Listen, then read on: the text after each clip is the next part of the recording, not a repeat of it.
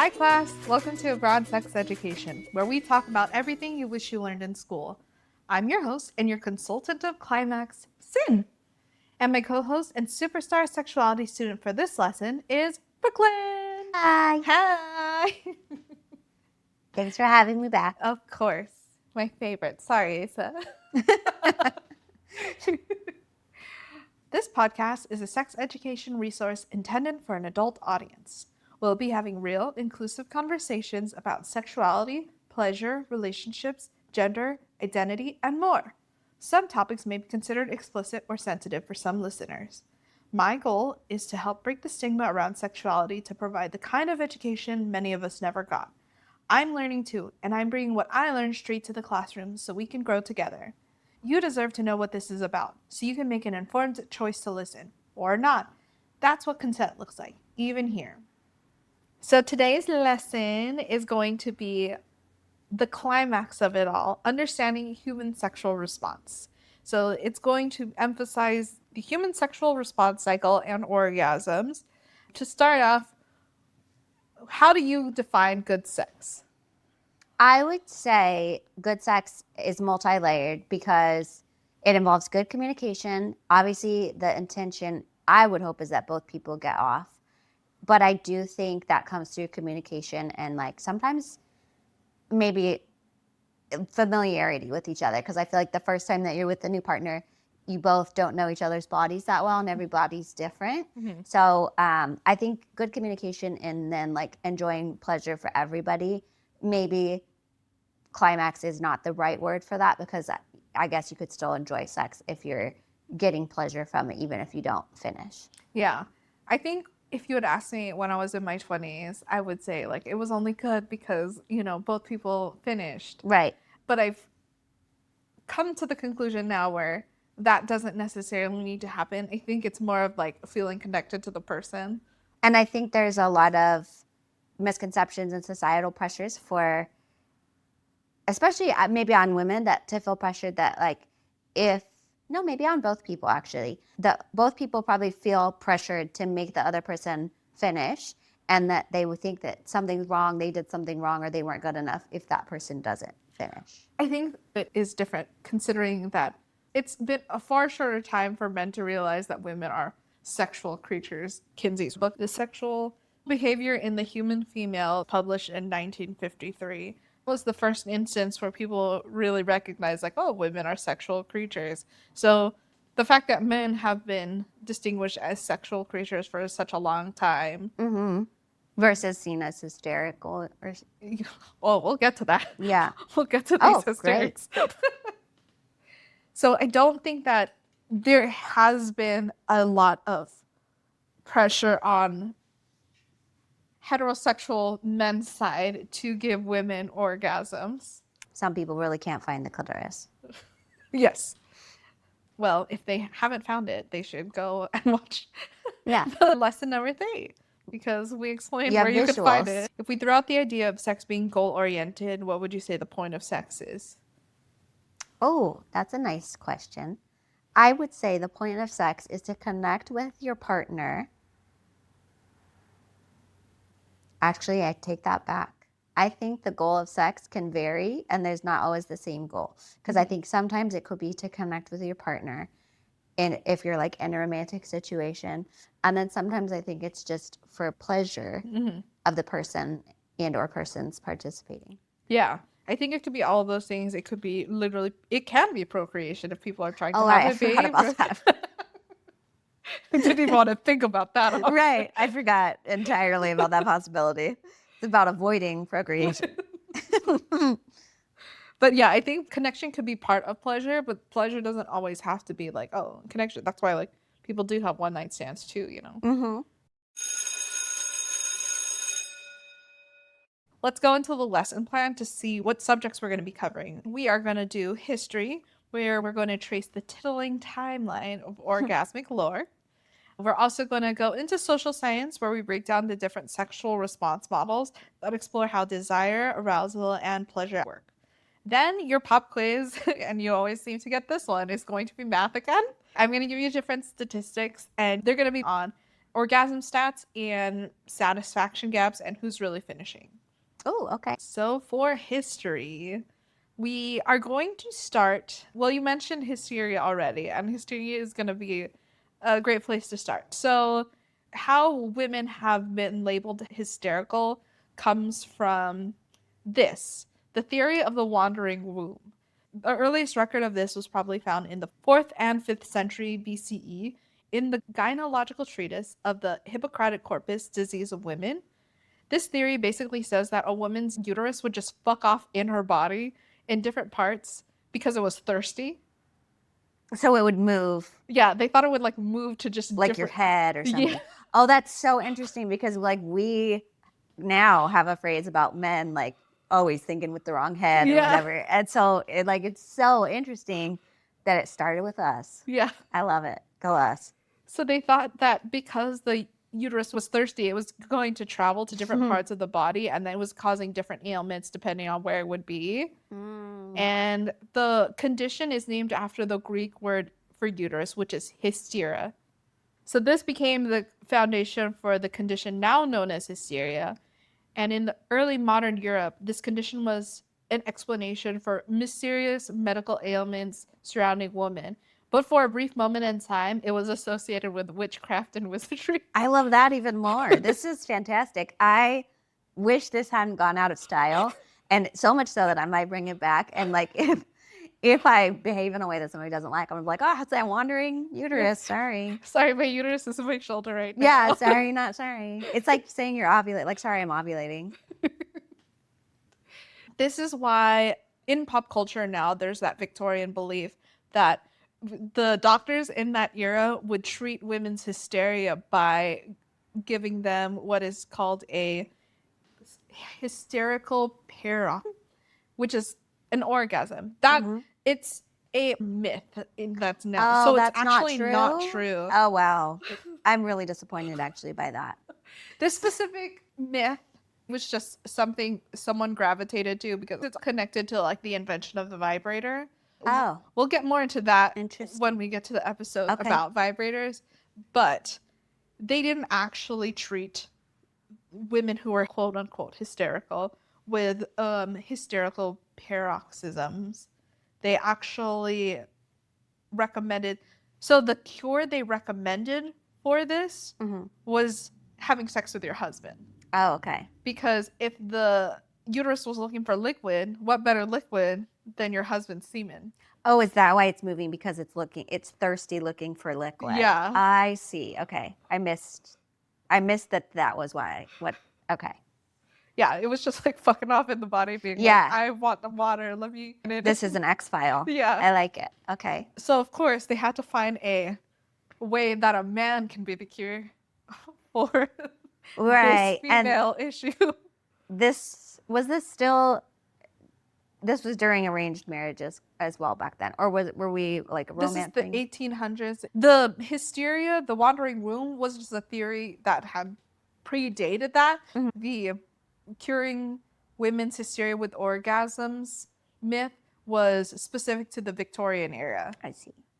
So, sorry, question. This diagnosis of hysteria was given based on any ailment. So like I have migraines or whatever.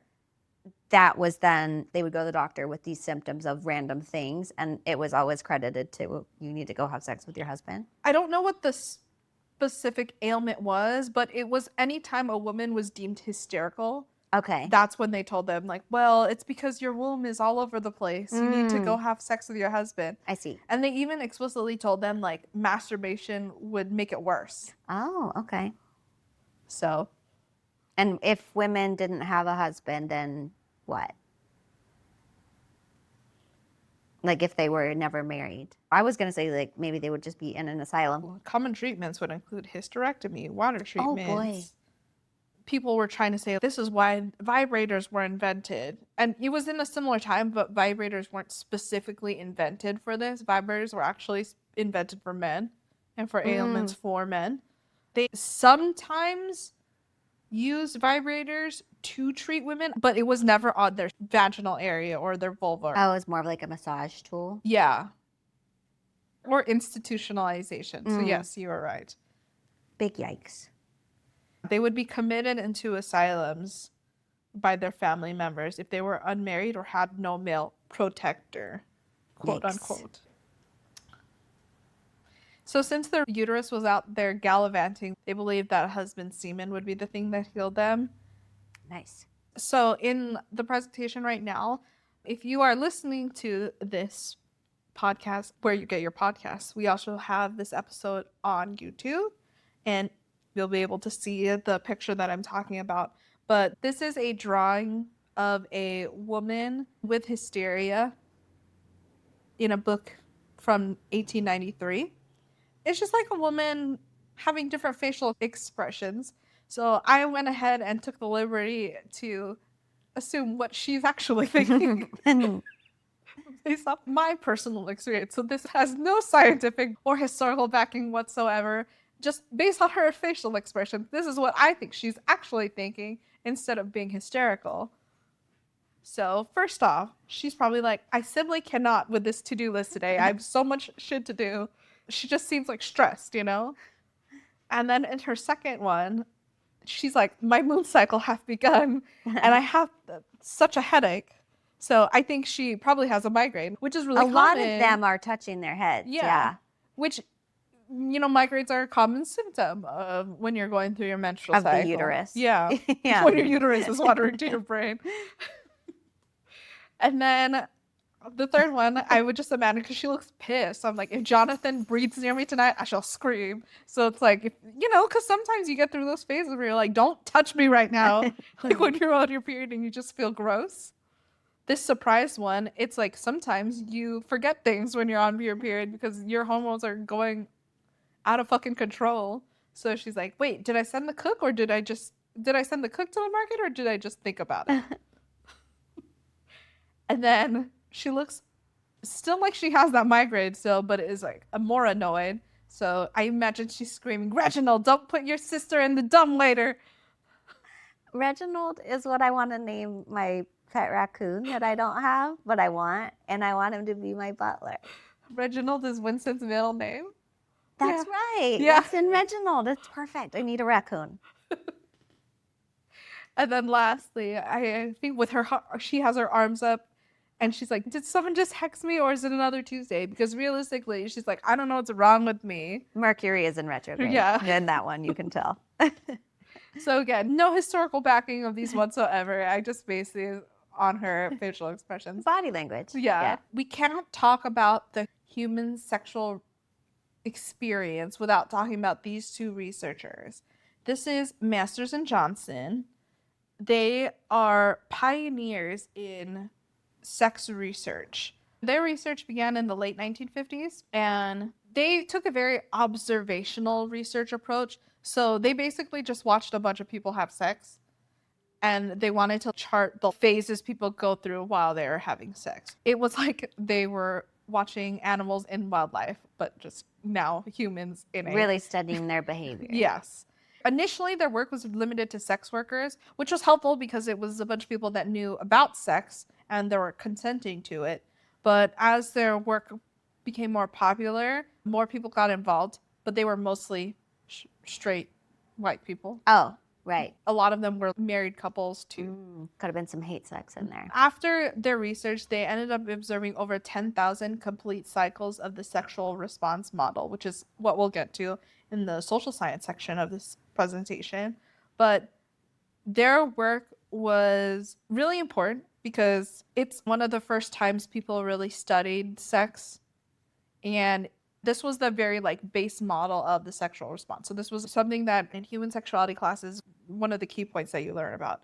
Their work also debunked Freud, our bestie. Mm-hmm. Freud's popular belief that So helpful. vaginal orgasm was superior to clitoral orgasms.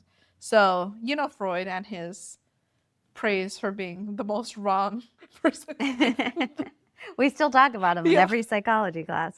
Even though For some reason, they're like, this is Freud, the father. And also, Freud is a huge contributor, or he's not even an artist, but he's credited with a lot of the movement of the surrealists because they were so inspired by his incorrect findings.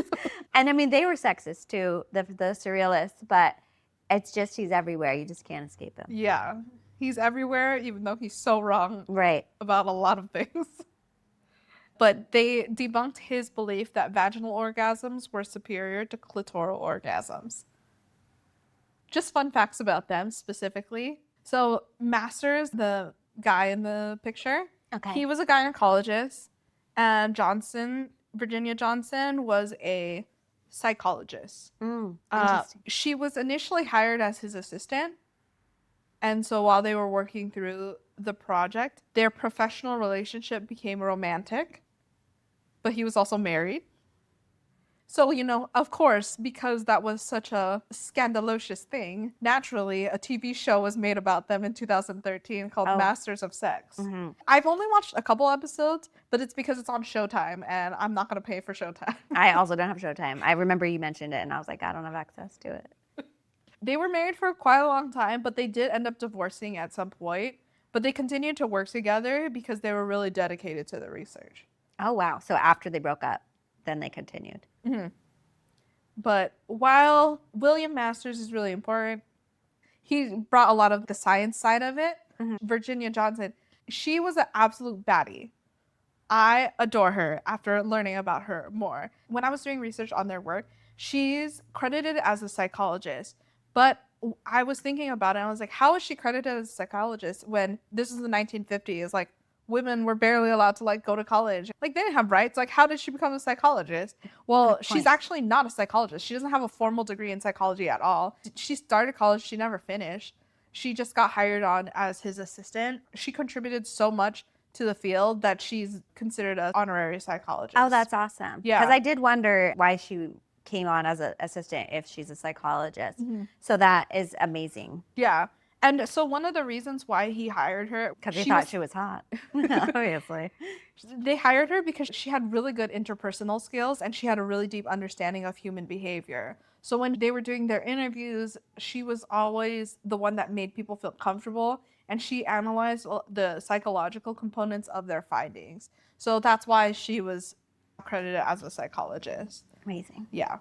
So she's amazing. We just cropped him out of there because, yeah, he's very wrong. He's the one that they put first, but she's the Johnson behind the science. She's wearing a crown. Yeah. Now we get into social science. We're going to actually start with Masters and Johnson's human sexual response cycle. This is the framework that Masters and Johnson created. So it was a very biological approach. Like I said, they were just like watching people in a lab have sex. Very factual. Mm-hmm. And so they thought that the human sexual cycle response was in 4 different phases. So excitement, plateau, orgasm, and resolution. For the excitement phase, this is when blood starts flowing to the genitals, your nipples and clitoris may become sensitive, penis becomes erect, your heart rate and breathing increase, and your skin and sex get very flush. I do remember that part from my human sexualities class. Mm-hmm. And then the plateau phase is just kind of like the build towards the orgasm. So it's when your arousal intensifies. They had a device that they put in the vagina and they could see what a woman was experiencing when she orgasmed. So they like put a little device in there, and these women would masturbate, and then they could see like how the vagina looks. Was this like a camera or like a camera? Oh wow. Yeah. That's crazy. That's amazing technology. This is plateau phase is when also the penis becomes fully erect, muscle tension increases, and genital sensitivity peaks. This phase can last for a few seconds to several minutes. This is a very linear model, and things can change within this, that it's not just one after the other that they the other. This is, I think, just like a very good like scientific baseline. And then orgasm, of course, is when the muscles contract and ejaculation occurs. And when uterine and vaginal contractions in people with vaginas, this is when an orgasm happens. The resolution phase is when your body returns to a resting state. And so this model assumes a very straightforward build up to orgasm, which doesn't match everyone's experience, which is why this is it was a good start, especially for that time period, but it doesn't take a lot of other things into consideration. What it's missing is desire, because it starts with arousal. It doesn't start with the desire to have sex. But there are going to be some models that we cover next that discuss it more. One, I'm sure they probably didn't have the technology at the time to consider what the brain's doing during all of this, even though she was a psychologist. They didn't have like brain scans to show what the brain is actually doing or what chemicals are being released in the brain while all of this is happening. Yeah. Again, I think they were just looking at it from a very like, what do these anatomical body parts do during the sexual response cycle? Right. They weren't, I don't know if they were I don't think they were actually looking at, again, it's like watching animals in the wild and then notating it. Which is also an interesting, because they could talk to the people and ask them and interview them questions afterwards, Yeah. which obviously you can't do with an animal. The other critique was that this was very genital focused, which again, very biology, and it overlooks mental, emotional, and relational components of sexual response. Right. And so there are 4 other models we're going to be talking about, but the next 3 I bunched together because they're a little confusing. Okay.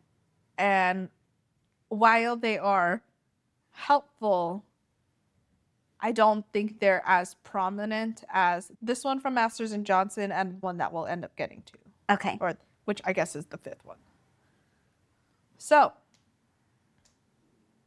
the other ones are the Barry Singer's model of sexual arousal, Bassin's sexual response cycle, and Totez's incentive motivation model. So the Barry Singer model of sexual arousal it's a linear model that's mostly associated with the male sexual response cycle. So the phases are aesthetic, approach, and genital. So in the aesthetic phase, it's finding someone attractive. The approach is bodily movement towards the object, which is what it says, and which I find offensive, but fine. It's bodily movements towards the object. And then... Well, I mean, I guess if it's focused on the male orgasm, it doesn't need a woman. So, like, the object could be an actual object, if that's their thing. Yeah, like their hand. Like couch. Some people are known for having a thing with couches. Did you know that there's like a romance book about, it's called Unhinged. It's about a girl who falls in love with a door. No, I didn't, but there is like a internet famous TLC episode of a guy that was like sexually attracted to his car. Oh. I didn't watch the episode, but I've just seen like the internet memes about it. I don't want to watch the episode either, but yeah, it's apparently maybe very rare, but it could happen. Mm-hmm. But yeah, the genital phase is their body responding to it, so getting hard. To ejaculation. Yeah. So again, this is a very basic model, mainly describes specific male experience, maybe a heterosexual male experience, maybe not always actually. But did he study prostate stuff as well? I don't think so. Okay.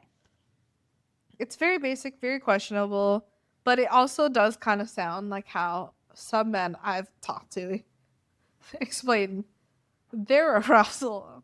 It's like, I saw her and she just, I got hard. And I'm like, okay. All right.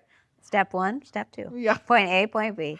The next one is the Basin model, and it was introduced by Dr. Rosemary Basin. So this model is so confusing. And I don't even want to show you guys a picture because I thought it was really confusing. Mm-hmm. I understood what it was trying to do. When you actually it's not linear, it's just all over the place. Yeah, it's so abstract. It's essentially trying to say this is how a female's sexual response cycle is. So this model considers emotional and relational aspects. So emotional intimacy, so relationship satisfaction, and context. And it also notes that desire can be responsive. So even if they're not completely aroused, the desire can come after arousal. Okay. And then this still was really heteronormative, and it wasn't really inclusive because it, again, only applied to a female only group. Oh, so hers was like the answer, I guess, to Barry Singer's. Yeah, it was where she was just focused on women. Yeah. The Totez incentive motivation model was proposed by Frederick Totez. He suggests that incentive cues in the environment invade the nervous system, which resulted in sexual motivation. So if you had a positive sexual experience, it'll enhance your motivation, while negative experiences would reduce it. The Barry Singer model is very visual stimulation based. The Basin sexual response cycle is very like context based.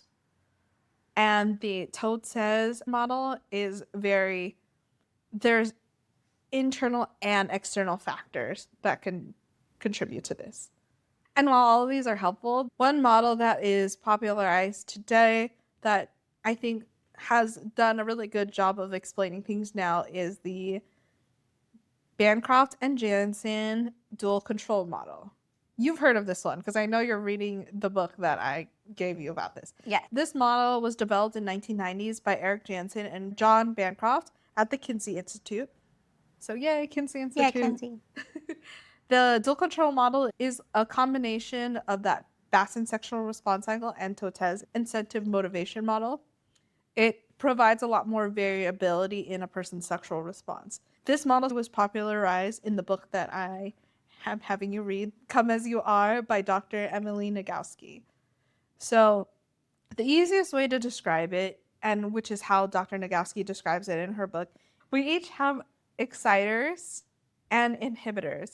The exciters in Dr. Nagoski's book are also known as the accelerator, and the inhibitors are known as the brakes. So we each have things that accelerate our sexual desires and cause us to break in our sexual desires. And I feel like this really relates a lot to our everyday conversations that we have with people, or like, what are your turn-ons? What are your turn-offs? Or like, oh, it gave me the ick, blah, blah, blah. Like, these are things that are very relatable to people. So obviously very applicable across for lots of people because we talk about it in conversation all the time. Yeah. When she breaks this down in the book, she talks about people will have either a high, medium, or low. Isn't there a quiz too that you can take? Yeah. I remember that. Yeah, I did. There is a quiz you can take too. Obviously, it can change at each moment as well, but most people do have a general baseline of how they feel.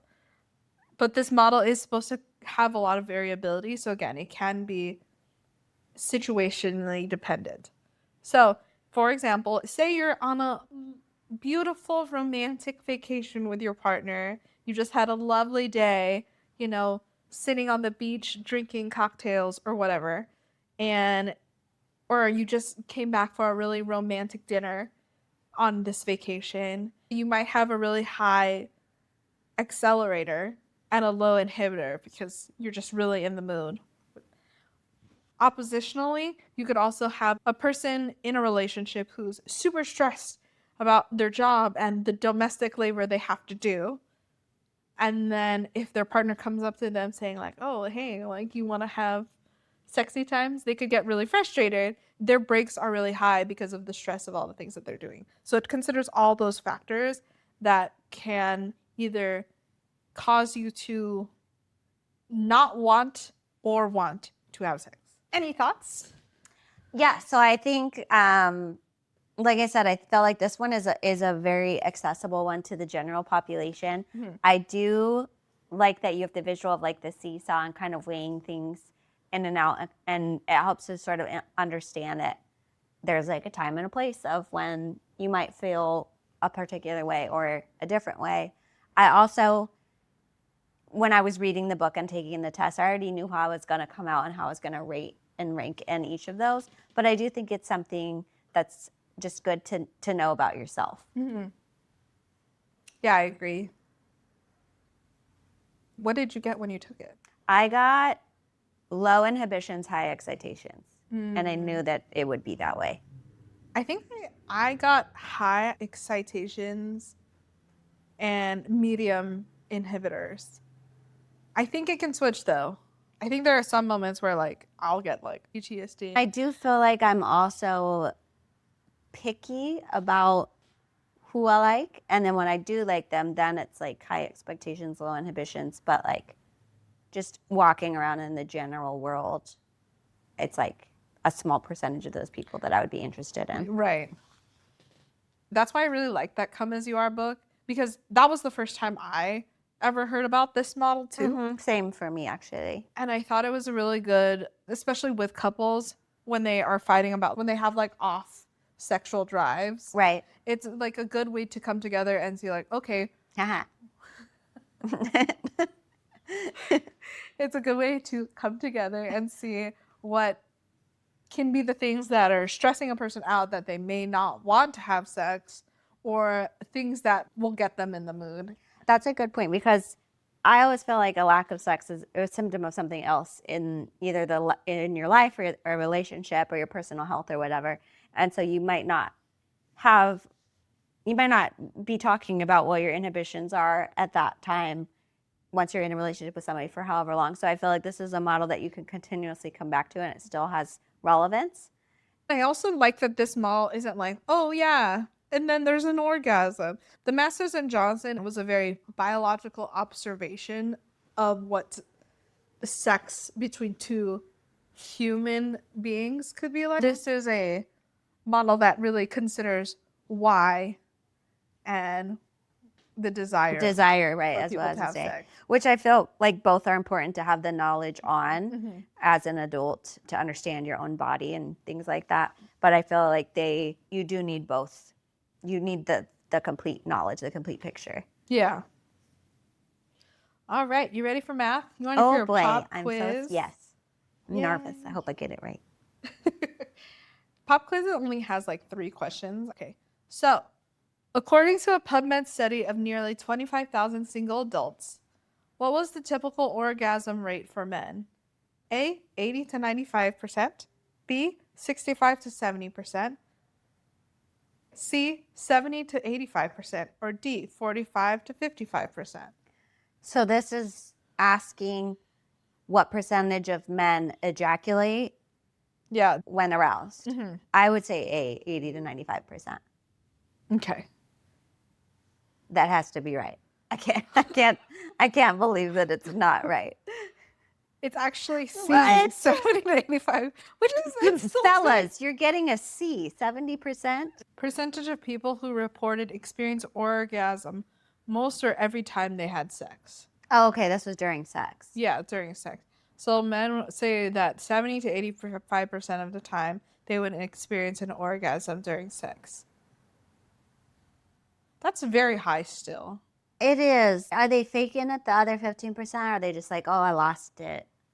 So I guess it heterosexual men was 85%, gay men were 84%, and then bisexual men were 77%. Wow, interesting. Mm-hmm. That it varies. Mm-hmm.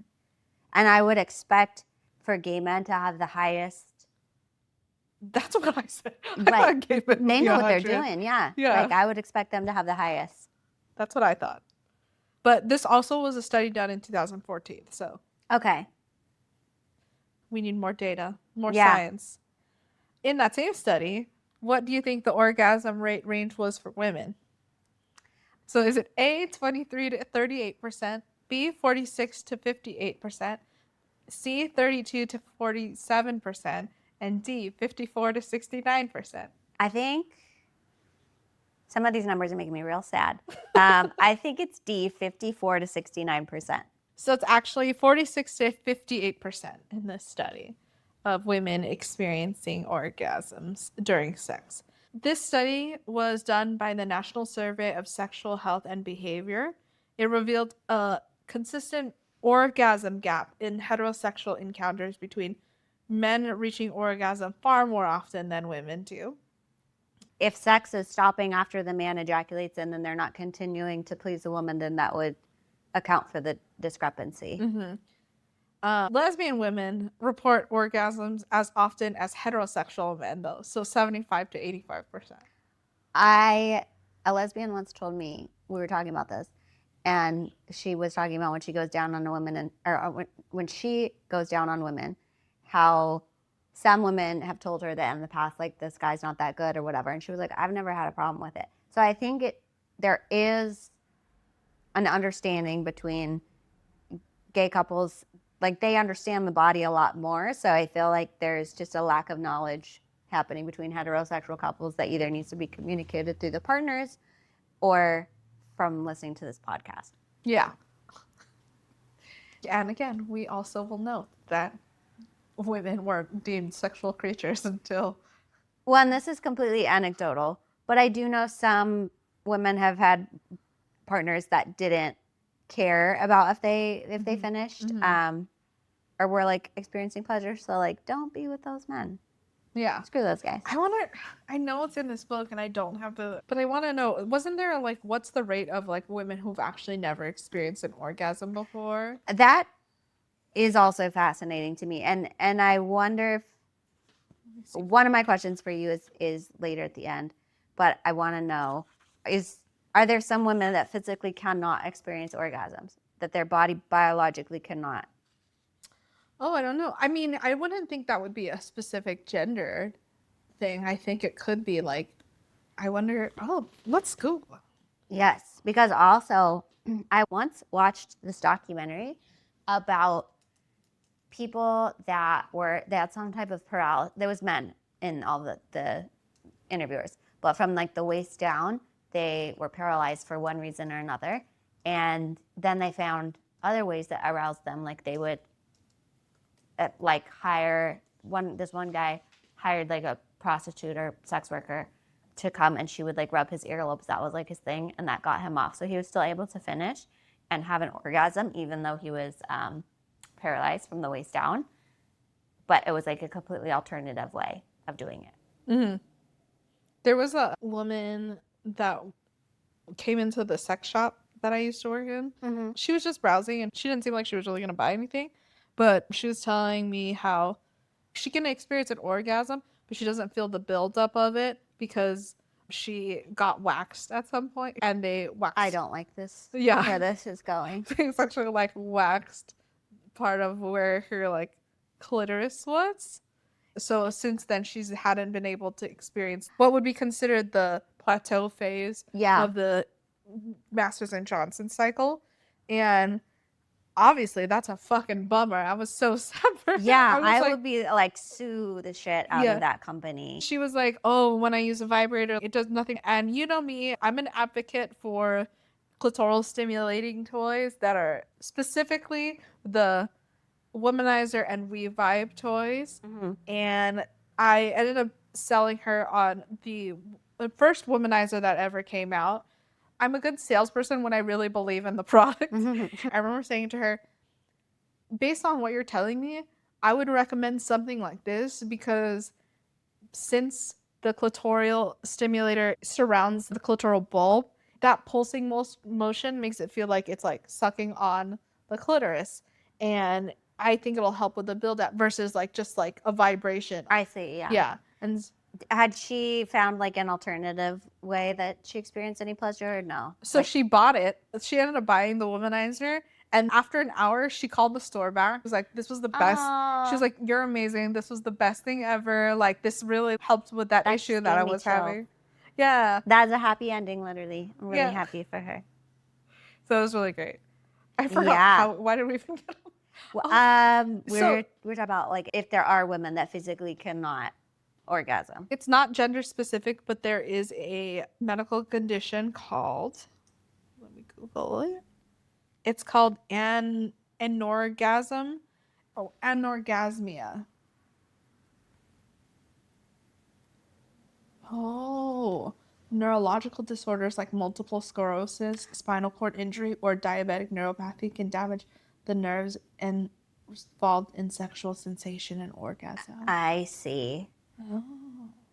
Hormonal imbalances, chronic illnesses, pelvic floor dysfunction or trauma, vaginismus. Oh yeah, vaginismus.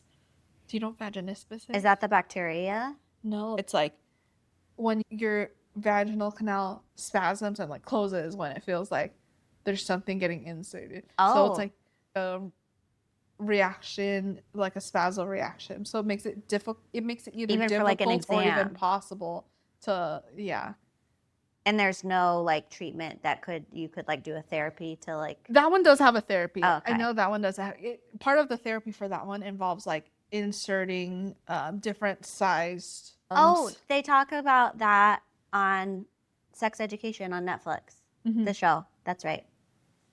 Speaking of TV shows and orgasm, did you ever watch Grey's Anatomy? No. Okay, so I think it's still on, right? yeah, it's still on. And one of the first, it has to be within one of the first 4 seasons because I remember one of my high school friends was really into it and she gave me the box set and I watched the first 4 seasons at least.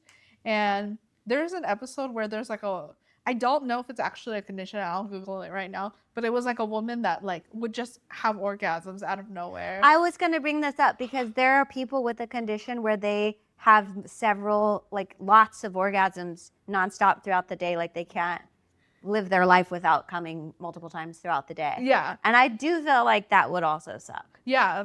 In that episode, she was like having orgasms every so often throughout the day. Yes. I think they ended up doing some sort of neurological surgery on her to stop those from happening.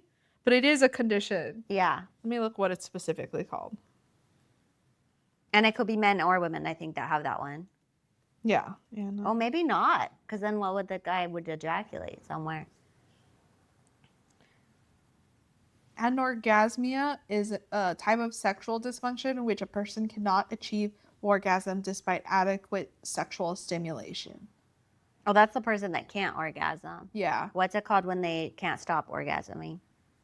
Just really quick, anorgasmia is far more common in females than in males. Interesting. And it's a problem is greater for women who are postmenopausal. Oh, so it could like come out of nowhere? Yeah. I don't like that. I thought you were just born with it. Now I have to worry about it. Great. What were we looking? Oh. You're looking at the one where they can't stop coming. What that one's called. Persistent genital arousal disorder. A condition that can cause spontaneous, unwanted, and persistent genital arousal, potentially leading to orgasm. It's primarily reported in females and not always linked to sexual desire or stimulation. Some individuals with PGAD have been found to have Tarlov cysts, fluid-filled sacs in the nerves at the base of the spine, nerve damage, or spinal cord defects. Oh, so it's like a brain and nerve injury that causes. See. Interesting. So yeah, it's I guess more of a symptom of something else than a condition itself. Yeah. That is interesting. Yeah. All right. Ready for the last quiz question? According to Dr. Emily Nagassi's research, what percentage of women can't reliably orgasm through penetration alone? Is it A, 60, B, 80, C, 50, or D, 70? I think I actually know this one maybe from the book. Mm-hmm. I like if I were just guessing, I would guess 80, but I think the answer is 70. Yeah! Yeah, I learned. So, this data is backed by multiple sources, including the research published in the Journal of Sex and Marital Therapy and surveys. It debunks the myth that women mostly orgasm from penetration alone. Hey, Freud. Right. From our boy Freud over here. He also should have been penetrated, maybe, and then he would have learned more about that because I feel like all of these studies were lacking in prostate He was too busy. orgasms. He was too busy trying to figure out how to fuck his mom. And apparently not well. I mean, I don't know. I don't know the details. I don't know his life. He was like, everybody wants to, and everybody else was like, we don't. He's like, it's not just me, everyone. I'm not weird. You're all thinking it. No, we're not. I don't. So, because the clitoris has over 8,000 nerve endings, it's the primary source of orgasmic pleasure for a majority of vulva owners. That's right. Only about 15 to 20% of women reliably orgasm from vaginal penetration without clitoral involvement. I want to know what the amount of people who have never experienced an orgasm at all. Yeah. I also would be interested in that. And I have so many questions as to why. But you have to ask them personally. Yeah, like that's what like is it because they are unfamiliar with what turns them on, or is it because they've been with only this partner that doesn't care, like that it's I guess it could be a lot of possibilities, so there's probably no one answer. 10 to 15% of women have never experienced an orgasm. Well, at least it's not as high as I thought. Right, and that's something that I cannot remember the name of the movie, but Diane Keaton is the mother of Mandy Moore, and then like Lorelai Gilmore from Gilmore Girls, and then like there's another sister too, I forget. But she like tells her daughter that she's never had an orgasm, and then she like asks her what it's like. And so I feel like even though it's a 10 to 15% population, there's at least been some representation in the media of that, and it was kind of acknowledged that like she hadn't experienced the orgasm because like her dad didn't care, or her spouse, Diane Keaton's spouse. I think the movie was Because I Said So. You're right. That's it. Yeah.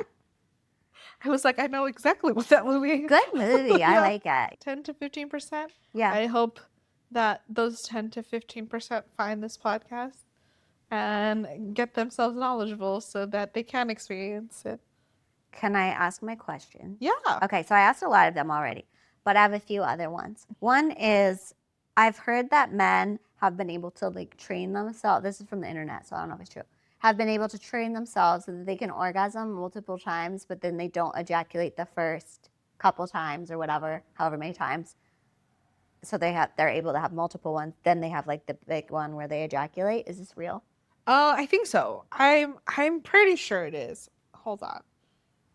I've heard that too. I think it's some level of what is that called? Edging. Edging, yeah. It's some level. Yeah, it's called a dry orgasm. Dry orgasm. It's oh. What? Oh, so edging can help men learn and control the timing of their ejaculations. Oh, and using pelvic floor exercises can help delay the ejaculation. Man as well. kegels. Yeah. Okay. So then my other question is, can all women, I feel like this is now a yes, all women can also have multiple orgasms except for the 10 to 15% maybe that have never experienced it, but like it's possible for all women dependent on arousal, or is it only some women? I think so. Well, and I feel like the answer is yes too. No.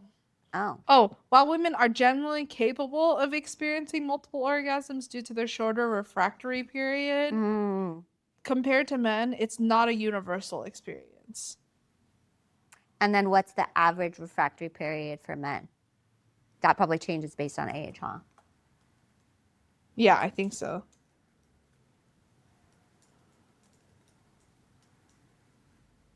Average refractory period for men, 1 to 2 hours. But it can range between a few minutes to several hours or even days, depending on the person. Okay. My next question. Wait, let me look at the refractory period for women. Okay. Is generally short or non-existent. Perfect. So that answers our question. Yeah. Are men capable of experiencing different intensity or levels of orgasm? And is it like more intense if there's prostate stimulation and things like that? Or is that all a myth?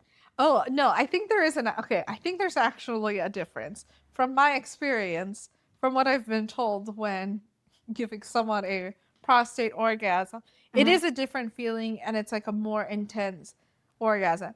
I think the prostate orgasm is more intense for men. Because that's the G spot. Yeah. So it says many individuals who have experienced both report that prostate stimulation leading to orgasm can be more intense and prolonged than traditional penile orgasm. Yeah. When I've had that experience, that was how my partner had described it to me, saying like it was like far more intense than penile orgasm. And is it mostly just our culture that they're kind of like anti-trying that? I feel like guys get real jumpy when you're around their butthole. Oh, we'll do a whole episode about prostate orgasms. The back door. Yeah.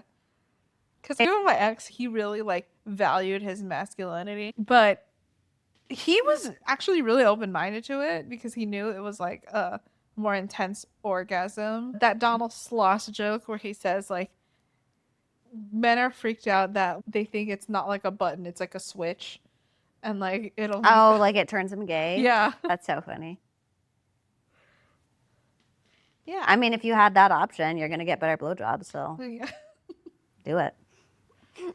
So now that we've walked through the phases of the sexual response cycle, it's important to remember there's no right way to experience pleasure, just your own way. Sex doesn't have to follow a script or end in orgasm to be meaningful. And I'm sorry for asking so many questions specifically about orgasm at the end because it did make it seem like that. No, I mean, this episode is about orgasms. Orgasms don't have to happen for it to be an end all be all. I think it's just because orgasms are nice and they feel great. It's a is huge why- motivator, right? Yeah, it's something people chase when they have sex because it's a. I just thought of another question. Oh yeah. Go ahead. So people that are asexual, Mhm. they don't have any desire, but do they still want to orgasm? So that just because you're asexual doesn't it just means you don't have the desire to have sex with other people. Right. Remember how lesson 2 we talked about Hans Christian Andersen. He's the one Yes, who wrote Little The Little Mermaid. Mermaid. And so would experience he liked to self-pleasure himself, but he would get terrified at the idea of experiencing pleasure with a woman. Mm-hmm. And so it wasn't that he himself wasn't sexual, he just wasn't sexual with other people. It was a solo mission. Yeah. That makes sense. That was another good question. I feel like this was a great, very informative episode. And I feel like this was the first one that kind of segued into like the partner thing because our previous ones have been more like the vagina. Only one person in a hetero relationship has it, or two women, but they were definitely like separate entities versus this one is like a communal sometimes practice. Yeah. I guess it can still be solo. I don't know what I'm talking about. Anyways, this was a great episode. Thanks. I'm still really sad that hysteria and going to the doctor to get jerked off wasn't real for those women. Because I like just would love if some women were just like taking advantage of it, like, oh, hysterical again. Got to go see a hot doctor. So I'm really sad that's not real. Yeah, it's not real, unfortunately. Yeah. Sorry to ruin I mean, I guess it's better that I'm educated, know the truth, you know. Fine. I'll be okay. I just need some time. That's the bell, class. Curious about anything human sexuality related? Drop your questions in our anonymous form linked in the show bio, and we might answer them in a future episode. Your homework? Share what you learned with a friend, because the only way to destigmatize sex is to talk about it. And if you're ready for extra credit, sign up for our newsletter to receive our free Essential Sex Conversations workbook and honor roll exclusives. Thank you for being here for this lesson of a broad sex education. Whether you're unlearning shame or curious as hell, I'm glad you showed up. Bye! Bye. Thanks for having me. Yeah, of course. See you next class, everyone.